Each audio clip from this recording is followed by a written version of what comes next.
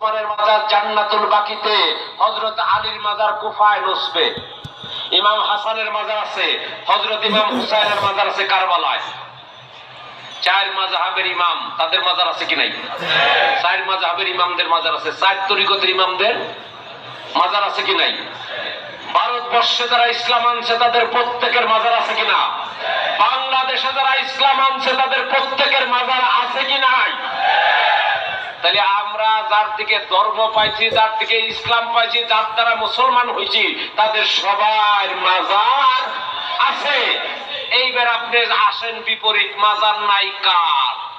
জগতে সবাই চিনে মাজার নাই ফেরাউনের, ঠিক না ঠিক? মাজার নাই নমরুদের, মাজার নাই কারণের, মাজার নাই সাদ্দাদের, মাজার নাই আবু জেহেলের, আবু লাহাবের, উতবা, সাহেবার। হযরতে বিল্লালের বাড়ি জিয়ারত করে, আবু জেহেলের বাড়িতে পায়খানা করে। আমরা যাদের কাছে ইসলাম পাইছি আজকে তাদের সাথে দুশ্মনী করতেছে। বাংলার ইতিহাস, ভারতের ইতিহাস ইসলাম যারা প্রচার করছে তাদের বিরোধিতা করতেছে ওলি আল্লাহরা। যারা বিরোধিতা করতেছে ওনাদের অস্তিত্ব এই দেশে ছিল না। ছিল ইসলাম প্রচারের, এই দেশে ইসলাম প্রচারের ওনাদের কোনো অস্তিত্বই ছিল না।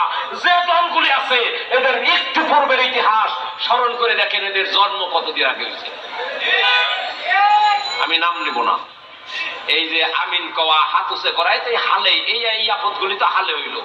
আর এই যে ঘুরে ঘুরে বেড়াবার লাগছে সারা দুনিয়া ঘুরে, এদেরও তো প্রায় 50-60 বছর হয়েছে। আর আমরা ইসলাম পাইছি 1400 বছর আগে থেকে, ঠিক না ঠিক? ইসলামটা যাদের মাধ্যমে পাইছি তারা হলো ইসলামের মূল, ঠিক না ঠিক? তারা ইসলামের মূল, তাদের আছে মাজার। আজকে মূল গাছকে ধ্বংস করার জন্য পর গাছা জড়াই ধরছে, ঠিক না ঠিক?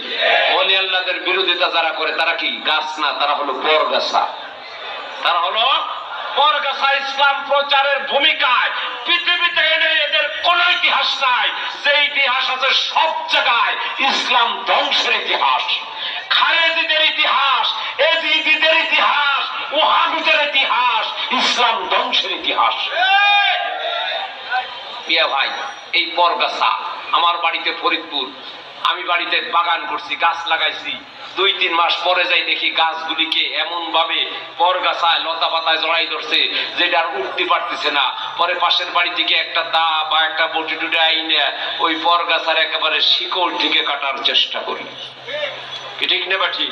ওই মূল গাছের মালিক যেদিন ধরবে এই পরগাছাগুলিকে শিকড় সহ সেদিন উপড়ে ফেলাই দিবে ইনশাআল্লাহ। আশা রাখবেন আমরা মূল গাছ ধরে আছি, কিয়ামত পর্যন্ত থাকবো। সেটা হলো ওলি আল্লাহর রাস্তা। জোরে বলেন না সুবহানাল্লাহ। ভাইরা, এই দেশে ইসলাম প্রচার করছে ওলি আল্লাহরা, বিভিন্ন দেশ থেকে এসে। এরপরে ইসলামকে টিকেই রাখছে ওলি আল্লাহরা। ভারতবর্ষের ভিতরে যখন ইসলামকে বিদায় দেওয়ার জন্য সম্রাট আকবর, বাদশাহ আকবর, বাবার নাম হুমায়ুন, তার বাবা হলো বাবর, বাবরের পুত্র হুমায়ুন, হুমায়ুনের পুত্র বাদশাহ আকবর, আকবরের পুত্র জাহাঙ্গীর, জাহাঙ্গীরের পুত্র শাহজাহান, শাহজাহানের পুত্র বাদশাহ আওরঙ্গজেব। 7 পুরুষ যিনি রাজত্ব করছেন, সবচাইতে প্রভাবশালী বাদশাহ আকবর। উনি যখন দিন ইলাহি তৈরি করছিল, এই যে ওহাদি, খেরেজি, খারেজি, এজিদি, মিলাদ কিয়ামের দুশমনেরা, নবীর দুশমনেরা সবাই বাদশাহ আকবরের পক্ষ অবলম্বন করেছিল। একমাত্র আল্লাহর ওলি মুজাদ্দেদ আল-ফিসানি রাহমাতুল্লাহ নবীজি মুহাম্মদ রাসূলুল্লাহ ইসলামকে টিকাই রাখছিল।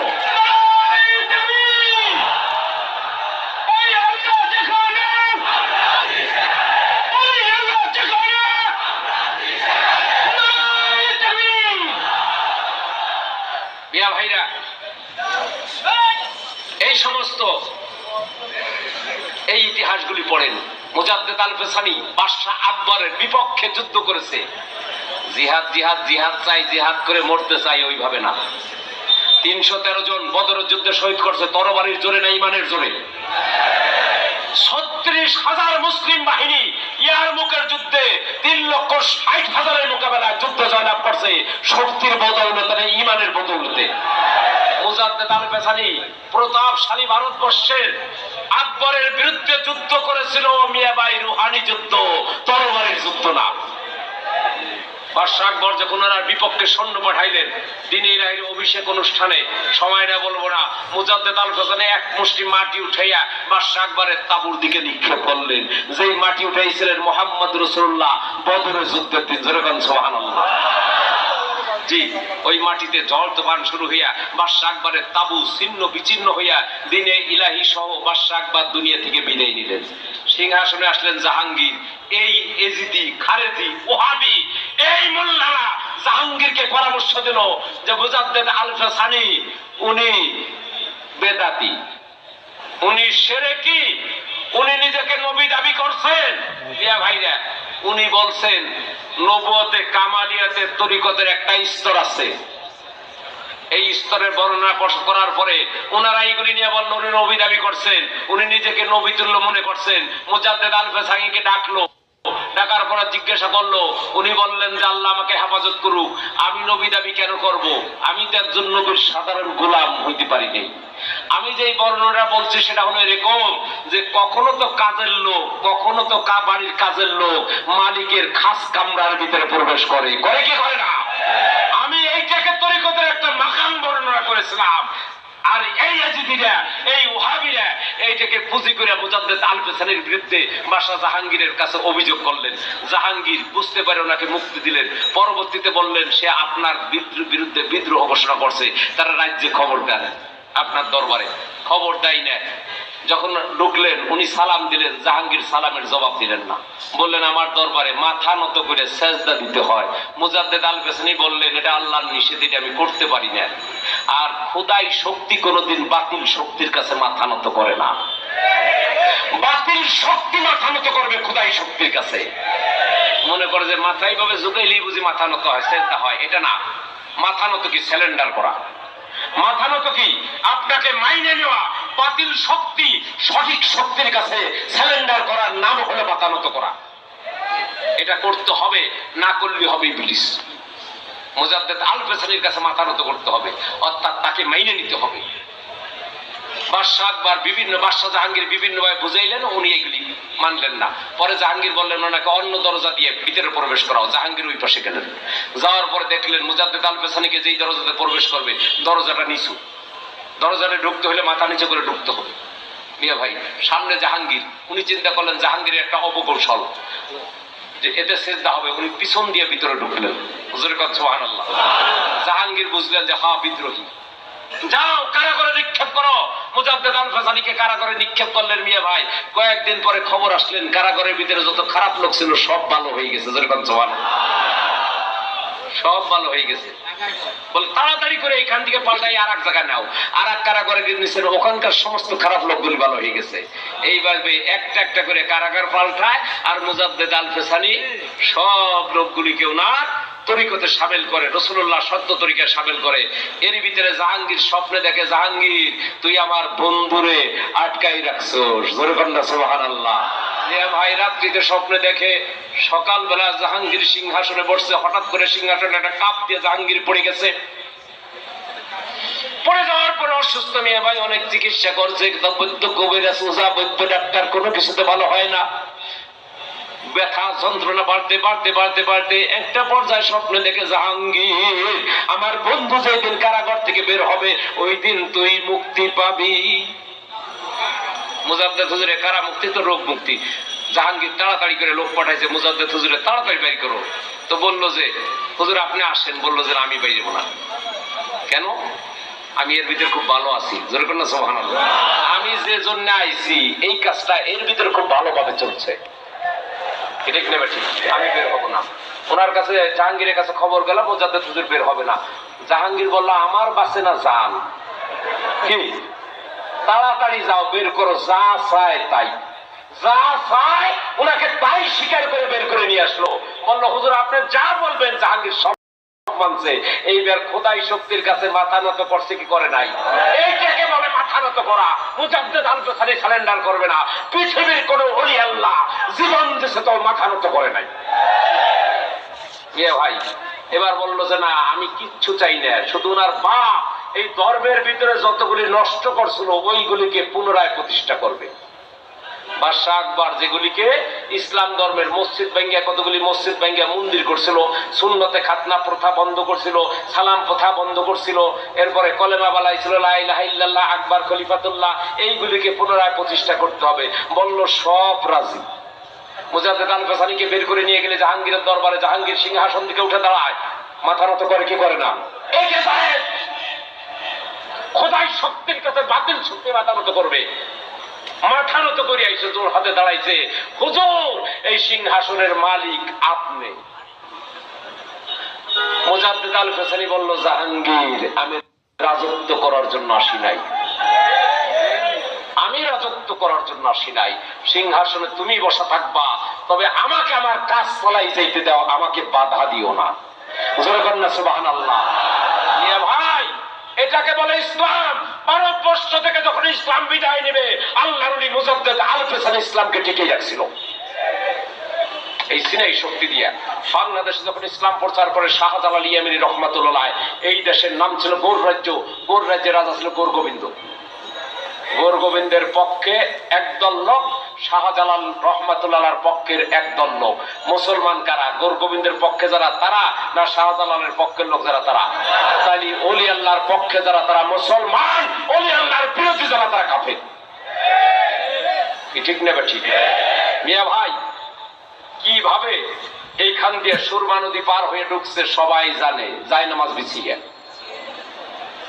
শাহাদত অঙ্গুলে দেওয়ার চলো শিলহট, পাথর চূর্ণ বিচূর্ণ হয়ে গেল আজানের ধ্বনিতে। মিয়া ভাই গৌর রাজ্যের রাজপ্রাসাদের বিল্ডিং গুলি ভাঙ্গে ভাঙ্গে পড়ছিল। শাহজালাল ইয়ামানী রহমাতুল্লাহ তার সিপাহীশালা নাসিরউদ্দিন জয়নুল আবদিনের বংশধর, তাকে বলছিল বাবা নাসিরউদ্দিন আজান দাও একটু লম্বা করে, জোরে কন্যা সুবহানাল্লাহ। আমি যতদিন নিষেধ না করি, যতক্ষণ নিষেধ না করি তুমি আজান দিতে থাকো, একটু লম্বা করে দিও। আজকে যদি লম্বা করে আজান দেয়, এই ওলি আল্লাহ দুশমনদের কলিজায় যায় গায়ে লাগে। আরে লম্বা আজান না দিলে গৌর গোবিন্দর পতন হইতো না। আল্লাহ বইয়া যখন টান দিচ্ছে নাসিরউদ্দিন, আল্লাহর আরশ পর্যন্ত থরথর করে কাঁপতেছে। সারা গৌর রাজ্যে ভূমিকম্প শুরু হয়ে গেছে, থরথর থরথর করে। মিয়া ভাই ওই গৌর গোবিন্দের রাজপ্রাসাদ গুলি ভেঙে ভেঙে পড়তেছে। আজকে ওলি আল্লাহর দরবারে লম্বা আজান দিলে ওনাদের কলিজার ভিতরে জায়েজ আছে না না জায়েজ আছে বই খাতা নিয়ে বসে থাকে। কে নামাজের ভিতরে চিল্লানি দেখে, নামাজের ভিতরে চিৎকার দেখে। আপনি কি নামাজ পড়িয়ে দেখছেন কোনদিন যেই নামাজ পড়ার কথা নবীজি মুহাম্মদ রাসূলুল্লাহ বলছে আস-সালাতু মিরাজুল মুমিনিন? আমি তো দেখছি হাজার হাজার লোক, এরা তো চিৎকার দেয় না। এই হাজার হাজার লোককে জিজ্ঞাসা করে যে 40 বছর নামাজ পড়ছেন, একদিন আপনার মেরাজ হয়েছে কিনা? যদি না হয় তো আপনি নামাজই পড়েন নাই। ওঠা বসা করলেই তারা নামাজ কয় না। রাসূলুল্লাহর হাদিস, কোন কোন নামাজ নামাজি ব্যক্তিকে আল্লাহ থেকে সরায়। যত নামাজ পড়বে তত আল্লাহ থেকে সরাবে, যত নামাজ পড়বে তত জান্নাত থেকে সরাবে, যত নামাজ পড়বে তত জাহান্নামের দিকে নিয়ে যাবে। সূরা মাউনের ভিতর আছে ফাওয়াইলুল লিল মুসাল্লি আল্লাযিনা হুম আন সালাতিহিম সাহুন। যত নামাজ পড়বে তত ওয়াইল দুজুকের দিকে যাবে। আপনি তো ওই নামাজ জীবনে পড়তেই পারেন নাই যেই নামাজ পড়ছেন নবীজি মুহাম্মদ রাসূলুল্লাহ, যেই নামাজ পড়ছে হযরত আলী, যেই নামাজ পড়ছে সাহাবায়ে কেরামগণ। একটার পরে একটা তীর এসে লাগছে, নামাজ পড়ে নাই। আপনার পাশে একজন চিৎকার দিছে আর আপনি নামাজ ছেড়ে দিচ্ছেন, তাই ঠাড়া বললে কি করবেন? গাড়িতে হরেন দিলে কি করবেন? নামাজ শিখছে, নামাজ শিখতে হলে আল্লাহর ওলিদের কাছে যান, আল্লাহর ওলিদের কদমে যান। ওই সমস্ত লোক যখন নামাজে চিৎকার দেয়, আমার মতো লোকের হুজুরি না থাকলে নামাজে হুজুরি এসে হাজির হয়ে যায়। যাদের হুজুরি থাকে না তাদের হুজুরি হয়। আর যারা হুজুরি বুঝে না, ওই ইমান গেল, আর ইমান থাকলি না যাবে। ইমান আসলো না কোনদিন। ইমান আকীদা সংরক্ষণ কমিটি, যার নিজের নাই ইমান, যার নিজের নাই ইমান, ওলি আল্লাহদের দুশমন, নবী রাসূলদের দুশমন। সমস্যার কোন জায়গায়? মিলাদ পড়ে কার? নবীর গুণগান গায়, এজিদের গুণগান গায় না, গায় নাকি? ওরা এজিদের গুণগান গায়। আমার কাছে ভিডিও আছে, এজিদ রহমাতুল্লাহ আলাইহি কারবালার ময়দানে ইমাম হুসাইনকে পরিবার পরিজন নিয়ে পানি বন্ধ করে দিয়ে শহীদ করছে। কয় এজিদ দায়ী না, এজিদ রহমাতুল্লাহ আলাইহি হুসাইন দায়ী ছিল। নাউজুবিল্লাহ মিন যালিক। নারে